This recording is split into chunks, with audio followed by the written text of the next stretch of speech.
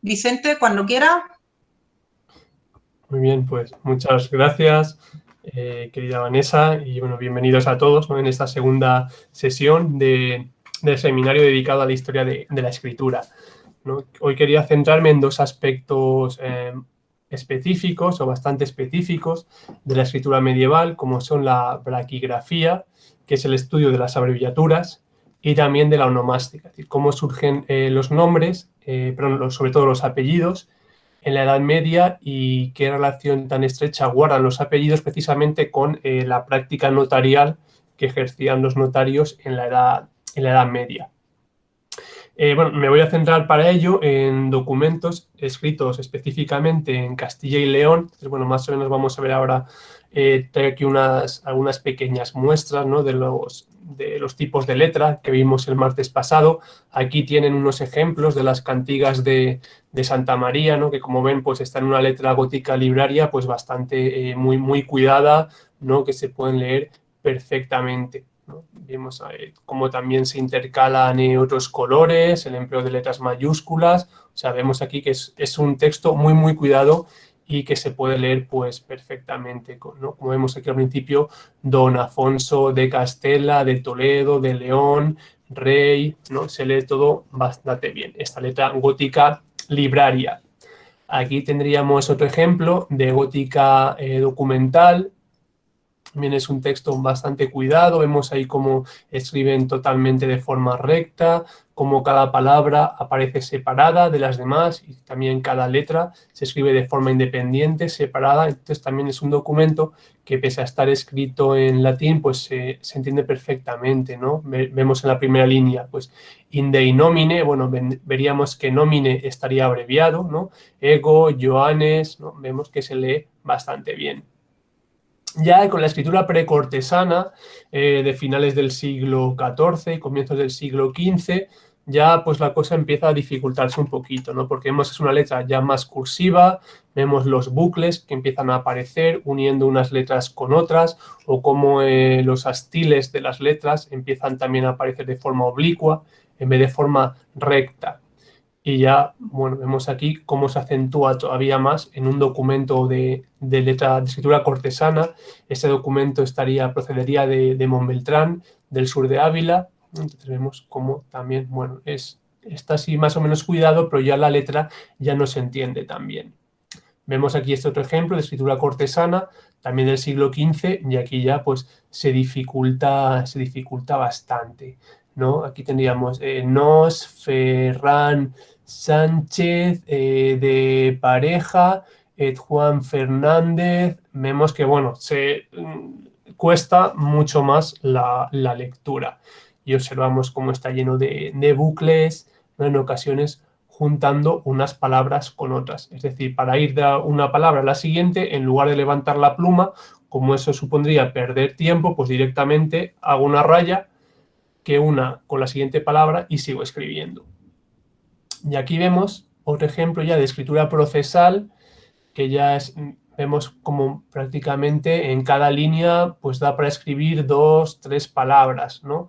O bueno, más si son más cortas, pero más o menos pues tendríamos, ¿no?, por firme y estable y duradera, vemos, ¿no?, como que en cada línea nos encontramos con 3 o 4 palabras. Aquí vemos donde está la flecha, esta flecha roja, vemos como parece que hay un cambio de letra, ¿no? Parece que hubo un cambio de mano, de escribano, que pasó a sustituirle por otro. El primero era mucho más cuidadoso con la letra, pero ya el segundo ya pues escribe de forma más cursiva y eso cuesta más de leer el final del documento. Y si nos vamos ya a este, todavía cuesta pues mucho más, ¿no? Además vemos cómo es el papel encima se transparenta, es mucho más fácil que la tinta también se aparezca más desvaída. Entonces, bueno, la sustitución del pergamino por el papel tuvo lo bueno, por un lado, es que permitía escribir más rápidamente, pero por otro lado, pues esa rapidez promovía que se pudiera escribir peor, ¿verdad? Y también eso, que se conservara mucho peor, ¿no? Porque es mucho más fácil destruir o que se pierda un papel que un pergamino. El pergamino es mucho más duro, más resistente. En cambio, el papel, pues por ratas, gusanos o la humedad, es mucho más fácil que se destruya. Veríamos aquí otro ejemplo de escritura procesal, pero en este caso pues estaría también bastante cuidada, porque corresponde a un documento más formal, más oficial. En cambio, ya cuando los escribas tomaban declaración en algunos juicios, ahí sí tenían que ir mucho más rápido, entonces es una escritura mucho más difícil de leer.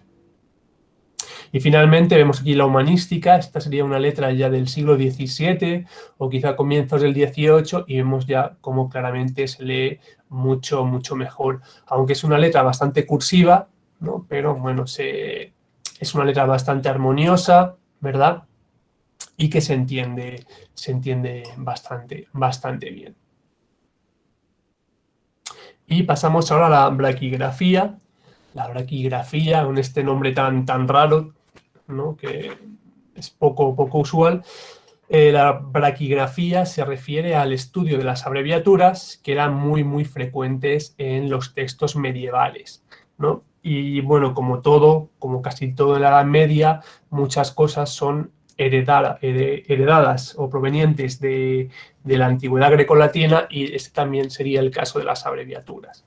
La escritura medieval, la escritura en castellano, está llena de abreviaturas porque esas abreviaturas tienen su origen también en la escritura grecolatina, en el caso del latín, ¿no? Y concretamente en estos cuatro fenómenos, o estos 4 tipos de abreviaciones.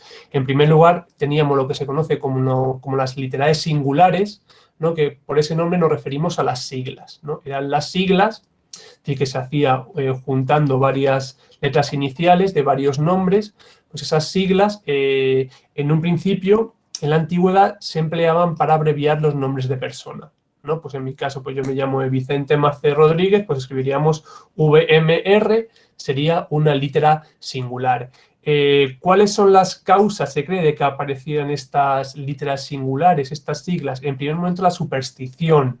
Se cree, claro, que a lo mejor el hecho de escribir el nombre completo de una persona, eso podía traer el mal de ojo o la animadversión de los dioses por esa persona. Sería una especie de palabra tabú. De hecho, ¿no? En algunas tribus incluso no se pone, de Sudamérica, no se pone el nombre a los niños cuando son pequeños, porque tienen miedo del hecho de ponerle un nombre vaya a traer a los demonios sobre ese niño y el niño pueda morir. Entonces, por eso, hasta que ya no son de cierta edad, no se les pone nombre, ¿no? O sea, ese sentido, esa superstición que tiene el nombre propio, existía también en la antigüedad clásica, ¿no? Y eso podría haber favorecido que en lugar de escribirse el nombre entero, se escribieran las siglas.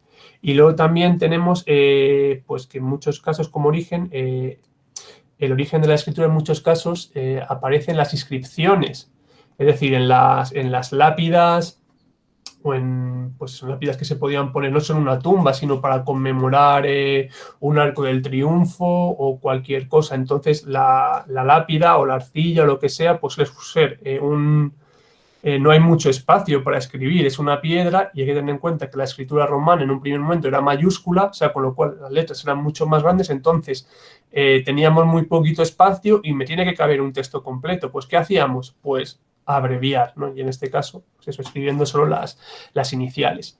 Luego también tendríamos en el origen las notas tironianas, ¿no? Que eran los signos taquigráficos que emplearon los romanos en un primer momento para transcribir los discursos que se pronunciaban en el Senado. Para eso se diseñó un sistema de muchísimos signos taquigráficos, de los cuales nos ha llegado a la actualidad lo que sería para abreviar la conjunción copulativa, la I, a veces se escribe ahí con esa forma, ¿no? Pues se considera que su origen está en la escritura latina, en estas notas tironianas. Luego también tendríamos las notae iuris, que eran las abreviaturas, ¿no? Para abreviar las expresiones o los tecnicismos más frecuentes en los textos jurídicos. Y finalmente tenemos los nomina sacra, ¿no? Que era la forma abreviada también de escribir los nombres referidos a la divinidad, que eso ya venía desde también la antigüedad, el mundo hebreo también.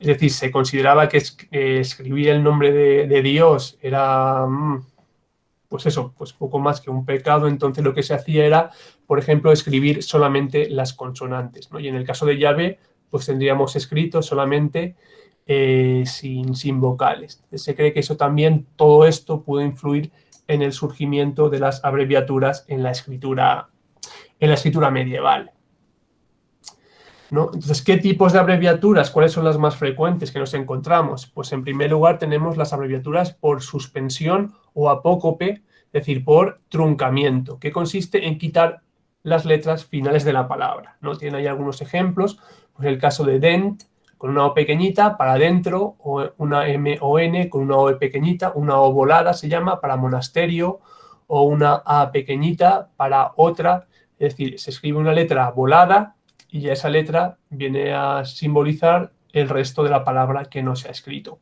Luego también tendríamos la suspensión extrema, que consiste en que solamente se escribe la letra inicial. Y eso se usa mucho para los nombres propios, tanto los nombres de pila como los apellidos, ¿no? Escriben solo una A, y eso valdría para Alonso o Alfonso, y la G, que podría servir con una pequeñita para García. O a veces una G y una O podría servir para González o para Gonzalo. El problema está claro cuando tenemos varios nombres que empiezan por la misma inicial, pues en muchos casos no podemos estar seguros de a cuál es el nombre al que se están refiriendo, ¿no? Ya que solo con la inicial pues no podríamos saber si es Alonso, Alberto, ¿no? O Antonio, que aunque bueno, teniendo en cuenta por la zona o la época, siempre había unos nombres más populares que otros, entonces bueno, a partir de ahí se podría adivinar. Luego tenemos el caso de la suspensión mixta o silábica, ¿no? Que consiste en quitar letras de las sílabas intermedias, ¿no? Sería el caso, por ejemplo, escribir MRS para maravedís o PT para parte. Y finalmente tenemos la contracción o síncopa, que consiste en quitar las letras que están en el medio, dejando solo la primera y la última, o las dos primeras y las dos últimas, ¿no? Sería el caso, por ejemplo, de CA para carta, o NRO para nuestro, o STO para santo, TPO para tiempo, o una J y una S para Joanes, o una R y una Z para Rodríguez. Es decir, tenemos la primera, o las dos primeras, o las dos últimas y la última. ¿De acuerdo? Eso sería por contracción. Entonces las abreviaturas van a ser muy, muy, muy frecuentes en la escritura medieval. ¿Vale? Por ejemplo, aquí si nos vemos en estos ejemplos tomados de documentación cancilleresca que proceden de la Hispanic Society of America, como pueden ver ahí en las imágenes, aquí conservan numerosa documentación de la Edad Media, de ahí reprodujimos algunos documentos cancillerescos, y aquí, por ejemplo, vemos una carta escrita por el rey, ¿no? Yo, el rey, envío mucho saludar a vos. Bueno, tenemos, ¿no? Esta carta, normalmente la escribía un escribano que formaría parte de la Cancillería del rey, y el rey solamente firma, ¿no? Vemos al final del documento con otra letra que pone yo, el rey, ¿no? Pues un notario escribía la carta y el rey solamente la firmaría, ¿no? Pues vemos aquí en esta otra foto cómo nos encontramos con muchas, ¿no? Diferentes tipos de abreviatura, de las abreviaturas que hemos visto. Algunas de las más habituales, por ejemplo, en la Q, encima de la Q, poner una rayita, pues eso abreviaba y significaba que, por ejemplo, ¿vale? Es una de las abreviaturas más frecuentes. Esto en una carta escrita en letra gótica precortesana. Si nos vamos a otra carta escrita en letra cortesana, en este caso escrita por el príncipe, como pone aquí, ¿no? El príncipe, ¿no? Bien creo que sabedes como yo, esto en este loable, esto lo habría escrito, ¿de acuerdo? Un escriba, y luego abajo tendríamos la firma de yo, el príncipe, ¿no? Vemos aquí en este documento cortesano como también tenemos numerosas abreviaturas, ¿no? Para empezar, ¿no? Pues en el príncipe vemos que está la E, la L, luego la P, y luego pasamos a la N, es decir, se ha abreviado la R y la I de príncipe, que están abreviadas mediante esta raya inclinada. Tenemos aquí otro ejemplo de carta cortesana, escrita en gótica cortesana, y vemos también cómo aparecen muchísimas abreviaturas. En cambio, si ya nos vamos a la letra humanística, aquí tendríamos una carta, dijimos el próximo martes que sobre todo la letra humanística en el siglo XV se empleaba en la documentación internacional, ¿no? Pues este es el caso. Aquí tenemos una carta escrita por los reyes, firmada por los reyes católicos, tendríamos aquí yo el rey, yo la reina, no es una carta que envían los reyes católicos a su prima, la reina de Francia. Entonces, está escrita, ¿no?, en perfecta letra humanística, como se puede ver aquí, mucho mejor, ¿no? Vemos muy alta, muy poderosa princesa, doña Ana, por la gracia de Dios, reina de Francia, nuestra, muy cara y muy amada, hermana, sobrina y aliada, ¿no? Entonces vemos aquí el número de abreviaturas es menor, ¿no?, porque se considera que en la letra humanística conviene siempre, es mejor escribir todas las palabras, que no conviene abreviar. Entonces nos encontramos que son muy poquitas las abreviaturas, sobre todo aparecen aquí en los posesivos, ¿no?, que están en un circulito morado, pues nuestra, nuestro, nuestra, vuestra, ¿no?, y para abreviar la N en el caso de las nasales. ¿Veis? Aquí, bueno, pueden ver la diferencia entre, por ejemplo, letra cortesana y letra humanística, como en la cortesana son más abundantes las abreviaturas. Si nos fijamos en documentación castellana meridional, estos ejemplos proceden todos de documentos de Montbeltrán, del Archivo Municipal de Montbeltrán. Vemos, por ejemplo, en letra gótica cursiva. Aquí vemos también cómo siguen siendo muy abundantes las abreviaturas. O en letra cortesana, esto se leería bastante bien, como también en un documento tan cortito de 5 líneas, prácticamente la mitad de las palabras tienen abreviaturas. En letra cortesana también está repleto de abreviaturas. También es muy frecuente, a veces les gustaba tanto abreviar que muchas veces metían una abreviatura sin que abreviase realmente nada, ¿no? Vemos aquí en la segunda línea de Santa María, ¿no? En María sí que está abreviando porque tenemos solo la M y la A, en cambio en Santa está la palabra entera, la S, la A, la N, la T y la A, pero también ha metido una abreviatura. O aquí en esta imagen inferior vemos aquí cosechas, pero aquí abajo vuelve a escribir cosechas y nos mete una raya de abreviatura, cuando no está abreviando tampoco nada. Algo parecido pasa en documentación de León, por ejemplo, tomada en la documentación conservada en el documento de San Andrés de Espinareda, por ejemplo, en la letra gótica, como también son muchísimas las abreviaturas. Lo mismo pasa con la letra cortesana, como también tenemos muchísimas abreviaturas. Y en muchos casos también, para ganar, para ir mucho más rápido, pues nos encontramos las linetas polivalentes, es decir, con una misma abreviatura yo abrevio varias letras. Aquí tendríamos en este caso Mercedes, pero hay solamente escrita una M, una E, una C, una D y una S. Todas las demás letras están abreviadas, supuestamente por esta raya. O aquí en esta segunda imagen, al final, la última palabra sería 20. Vemos que está escrita la V, la I, la N y la T, y con esta raya abrevian la primera E y la segunda, la E de Bain y la E de T. Lo vemos como es un fenómeno muy, muy, muy frecuente. Y ahora también me gustaría hablar un poco de la onomástica. Y la onomástica se refiere, ¿no?, a los nombres de persona. Pues bien, ¿cuál es la relación tan importante entre la onomástica, los nombres y especialmente los apellidos y la documentación notarial? Pues ¿por qué? Porque ¿cómo surge el apellido?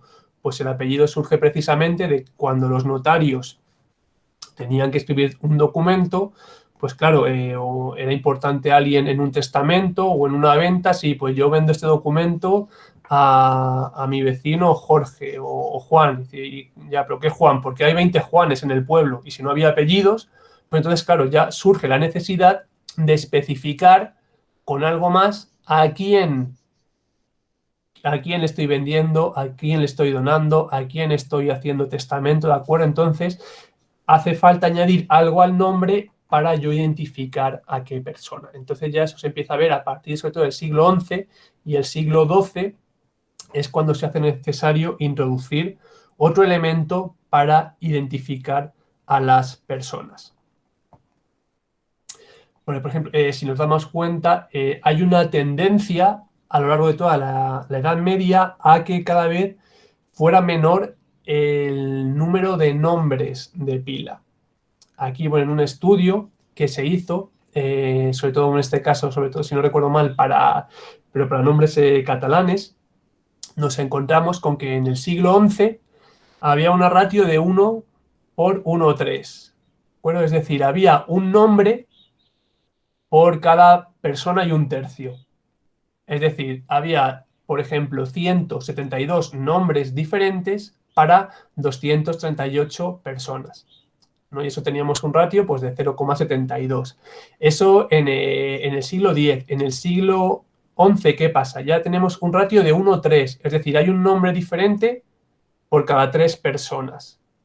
Y esa frecuencia en el siglo XII se hace todavía más pequeña. Es decir, hay un nombre por cada 6 personas. Eso significa, ¿no? Pues que de cada 60 personas habría 10 con el mismo nombre. ¿Vale? Eso, bueno, se cree que sobre todo, pues en la edad, a partir de la baja edad media, sobre todo por la fama que empezaban a tener algunos santos o algunos reyes, pues había algunos nombres que se ponían de moda, entonces ya pues todo el mundo, todos los niños les ponía el mismo nombre. Entonces cada vez iban desapareciendo nombres, ¿no? Y solamente había cada vez menos nombres que llevaban más personas. Entonces eso hace necesario, aparte del nombre, usar algún elemento más para identificar a las personas. ¿Qué elemento se suele usar para yo saber a qué persona me estoy refiriendo? Si yo le vendo una viña a Juan, saber de qué Juan es, pues nos encontramos con los oficios, es decir, indicar el oficio de la persona, o bien el cargo, si lo tenía, o bien el título que poseyera, también muy frecuente un nombre de parentesco, o bien un elemento toponímico, y en ocasiones también incluso la raza. Por ejemplo, oficios frecuentes, pues tenemos del ámbito judicial, pues yo le doy a no sé qué, pues Juan, que es alguacil, o juez, o oidor, o del ámbito administrativo, pues yo que soy recaudador, o fijaos en el ámbito notarial todo lo que tenemos. Había escribanos, escribanos de cámara, escribanos de la Cámara Regia, o escribano público de la Mesta, o escribano regio, notario, notario apostólico, notario público, notario regio y muchísimos más tipos de notarios. O fijaros, fíjense, en el ámbito clerical no teníamos el apuntador, el arcediano, el canónigo, el capellán mayor, también el pertiguero, el racionero, el sacristán, el vicario, el tesorero. También nos aparece incluso del ámbito universitario, ¿no? Y nos encontramos, pues no sé quién, pues Juan Bachiller, o Juan catedrático de teología, o Juan doctor en decretos, o doctor en leyes, o licenciados. Pero también del ámbito doméstico nos encontramos, pues camarero, criado, mozo de cámara, secretario, también de oficios artesanales, ¿no? Pues como o carnicero, carpintero, carretero, mesonero, peón, sastre, tendero, zapatero, ¿no? Pues Juan tendero, Juan carnicero. Y de ahí, de esa repetición, pues también nos encontramos con que en la actualidad que hay muchos apellidos, ¿no? Que proceden de profesiones, ¿no? Pues como es el caso, por ejemplo, de zapatero, sin ir más lejos, o de carpintero, ¿no? El hecho de ir siempre asociado a ese nombre, además antes como los oficios normalmente pasaban de padres a hijos, pues siempre era pues Juan, Juan Carnicero, o Pedro Carnicero, el nieto, o Luis Carnicero. Van heredando la profesión y al final la profesión termina ya convirtiéndose en apellido. Tenemos también entre los cargos, pues hay cargos civiles, como pueden ser alcalde o corregidor, tesorero general, cargos militares como mariscal, cargos eclesiásticos, pues tendríamos comisario del Santo Jubileo, recaudador mayor del obispado o tesorero de la Santa Cruzada. Luego también nos encontramos con títulos y dignidades, lógicamente los más altos, como el infante, el rey, los intermedios, conde, condesa, duque, marqués, y luego ya los propios de la iglesia, arzobispo, obispo, papa. Y también nos encontramos un caso donde se incluye la etnia, ¿no? Y siempre se dice, pues, don Yusa Mamón, Mamón sería un apodo, quizá habría derivado de un apellido y se indica que es judío morador en la dicha villa de Montbeltrán. A veces, luego también, cada vez es más frecuente usar un elemento patronímico, ¿no? Es decir, indicar la relación de parentesco de esa persona con otra. La excepción está siempre por arriba y por abajo, es decir, quienes nunca tenían apellido ni se indicaba ninguna relación de parentesco, pues son el rey, es decir, lo más alto, y los criados, lo más bajo. Por ejemplo, el rey siempre aparece, pues Joan, ¿no? Por la gracia de Dios, rey de Castilla, de León de Toledo, o en este caso, pues un criado, pues Espinosa, simplemente criado del conde de Ledesma. También es muy frecuente, si no, particularizar a las personas con un elemento toponímico, es decir, de dónde son o dónde viven, ¿no? Por ejemplo, indicar, pues, vecino de tal sitio, ¿no? O decir morador en tal sitio, ¿de acuerdo? Era también muy frecuente, pues, Juan de Ávila, o Juan de Salamanca, o Juan vecino del Barco. Entonces, ¿cuáles son los nombres masculinos más frecuentes? Pues hemos hecho un estudio de todo lo que sería los nombres de pila empleados sobre todo en el sur de Ávila a lo largo del siglo XV y vimos que el nombre más frecuente, como tienen aquí, era Juan, ¿no? Seguido de Pedro. Además, con mucha diferencia. De Juan registramos 184 personas que se llamaran Juan en el siglo XV. En cambio, Pedro teníamos 95 casos. En cualquier caso, pues son nombres pues, de larga tradición católica, ¿no? Cristiana. Ya nos encontramos con Fernando, ¿no? Que además fue un nombre que en toda la monarquía española pues también es de larga tradición, ¿no? Empezando, por ejemplo, por San Fernando, Fernando III, el único rey santo que tenemos entre los españoles, sería el tercer nombre más usado. Y luego también otros nombres más usados pues son Martín, Alfonso, Diego, Gonzalo, Francisco, Gil, que ahora solo ha llegado como apellido, igual que García, pero en su momento Gil y García fueron también nombres de pila. Tendríamos Ruy o Sancho. Y ya usados con menos frecuencia tendríamos Bartolomé, Pascual, Benito, Miguel o Antón, dicho Antón y no Antonio. Tenemos Aparicio, Blasco, Domingo, Luis, también Andrés o Gómez, Gómez como nombre de pila, no como apellido. También tendríamos Gutiérrez, que es un nombre de pila que se ha perdido, pero se conserva el apellido Gutiérrez, ¿no? Que sería Gutiérrez, hijo de Gutiérrez, ¿no? Con la terminación ez, de origen visigodo.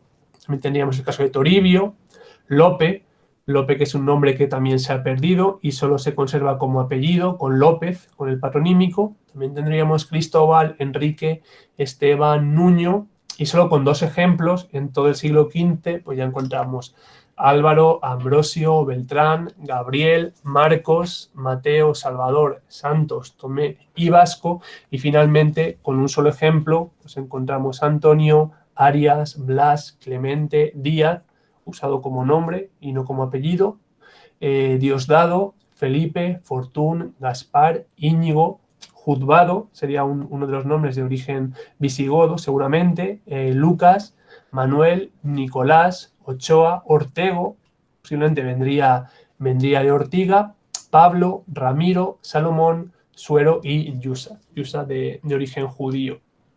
No, si vemos aquí en esta gráfica la frecuencia, ¿no?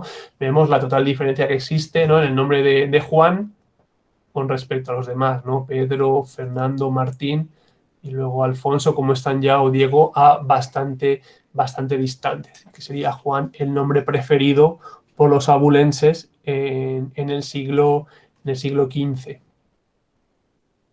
¿No? En total hemos registrado 63 nombres para 836 personas. Es decir, que había que repartir 66 nombres entre más de 800 personas. Pues eso hace que se repita, ¿no? Que tenemos un porcentaje de un nombre por cada 13 personas, ¿no? En cambio, esto en el siglo XV. En el siglo X era un nombre prácticamente por cada persona, ¿no? Es decir, que si teníamos 800 personas, pues casi 800 nombres. En este caso vemos cómo se ha reducido muchísimo el número de nombres, con lo cual hacía más necesario la aparición de un apellido.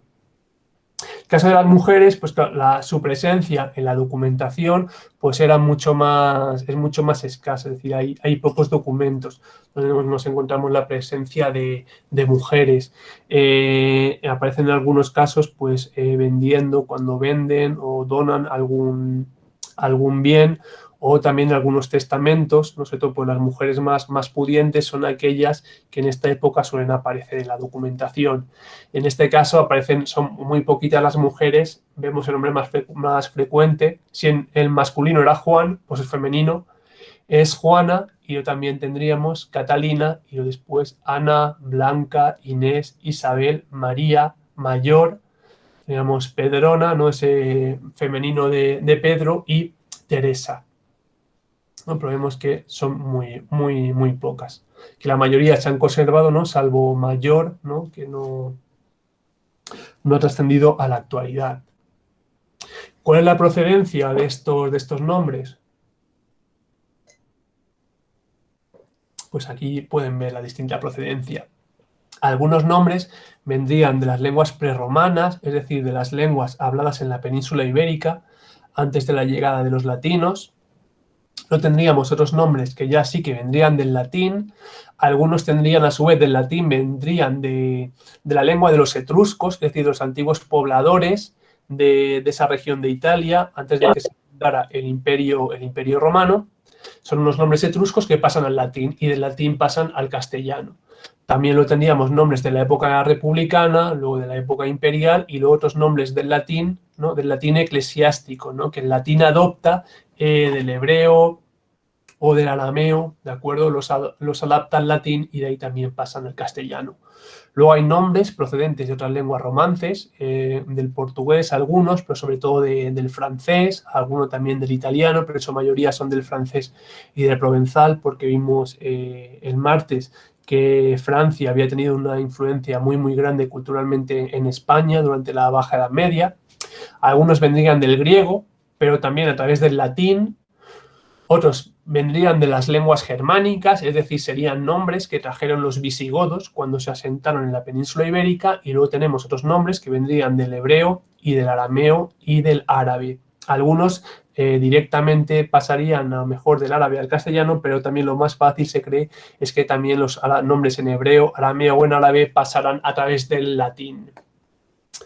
Vemos aquí algunos de los más frecuentes, por ejemplo, de los nombres antiguos, que supuestamente serían de origen pre-romano, pues son nombres como Blasco, García o Íñigo, Nuño, Ochoa, Teresa, Toribio o Vasco, la propia palabra vasco.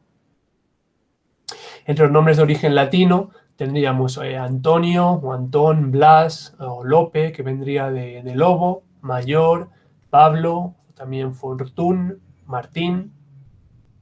De latín eclesiástico, pues tendríamos Aparicio, ¿no? De Aparitio, de la aparición, ¿no? de la Virgen, o de Benito, que vendría de Benedicto. También tendríamos Diosdado, Domingo o Gaspar, ¿no? Por el célebre rey mago, Pascual, ¿no? Por la Pascua, el domingo de Pascua, Salvador, en referencia a Jesucristo, Sancho, que significaría santo, o también santo sería la variante semiculta. También otros de origen latino, pero es decir, nombres hispánicos, es decir, nombres que tienen un origen latín, pero solamente en la península ibérica.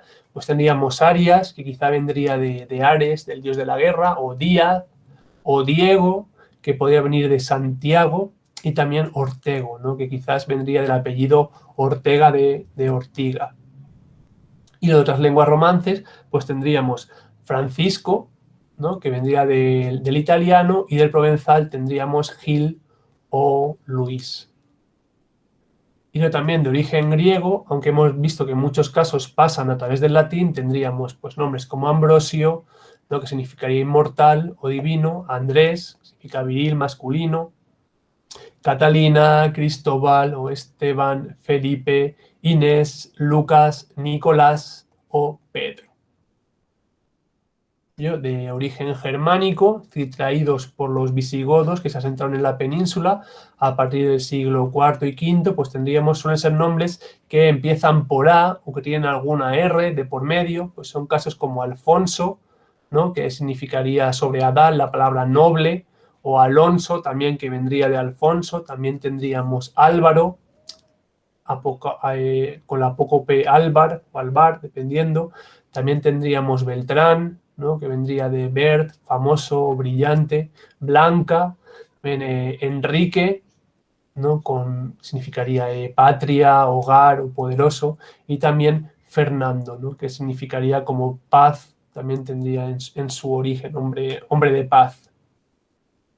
También nos encontramos nombres como Gómez, ¿no? También Gonzalo significaría como luchador, o Guillem, ¿no? También protector, también a lo mejor luchador, y Gutier, ¿no? Por Gutiérrez, que también una raíz que haría referencia, ¿no? Al combate o al ejército. Es decir, son también, en muchos casos, nombres relacionados con la lucha, con la guerra, como corresponden a esas tribus que vinieron germánicas del norte de Europa. También encontramos otros nombres con R, ¿no? Pues como Ramiro, Rodrigo, que también significaría fama o poderoso, Ruy, que sería una acortación del nombre de Rodrigo, y también Suero, ¿no? Que habría dado lugar al apellido Suárez, que podría significar así también como grave o pesado o ejército, también el componente bélico. Y lo del hebreo tendríamos Ana, Gabriel, que quizá podría significar la fuerza de Dios, o hombre de Dios, o Isabel, Juan o Manuel, que vendría, ¿no? Por un acortamiento de Emmanuel. También tendríamos Mateo, ¿no? Miguel, Salomón, ¿no? También de referencia al sabio Salomón, ¿no? Que también fue un nombre, al principio fue muy frecuente en la Edad Media, tanto entre los judíos como en los cristianos, pero luego ya posteriormente, a partir de los siglos finales de la Edad Media, ya solamente pasaron a usarlo los judíos, ¿no? Y por esas connotaciones que podía tener los cristianos, dejaron de usar el nombre de Salomón. Y los otros, algunos nombres un poco dudosos en cuanto a su origen, pues podrían ser, ¿no? Yusá, ¿no? Que quizá del árabe, y luego, pero previamente sería del hebreo. También tendríamos Bartolomé y Tomé, que quizá podrían venir del arameo, y María, que quizá podría venir del egipcio. Entonces, aquí vemos la distribución, ¿no? De cuáles son los nombres más frecuentes. Pues nos encontramos que la mayoría, ¿no? Pues son nombres de origen latino, ¿no? Un 30%. Luego tendríamos también los nombres italo-franco-provenzales, de otras lenguas romances, pero que también muchos en su origen serían latinos. Y también vemos que los nombres griegos, o los que son del hebreo y del arameo, en su mayoría, pues también han pasado al castellano a través del latín. Luego, en cambio, tendríamos también un nombre muy importante en la península ibérica de nombres de origen germánico, un 23%, es decir, pues prácticamente de cada 4 nombres, un nombre procede del germánico, del godo, y en cambio tendríamos un 10%, ¿no? Un 12% de nombres de origen prerromano, es decir, que serían nombres que se habrían usado en la península ibérica antes de la llegada de los romanos, ¿no? Pues de esos nombres todavía se han conservado un 10%. Pues muchas gracias por su atención y espero que les haya parecido útil la presentación.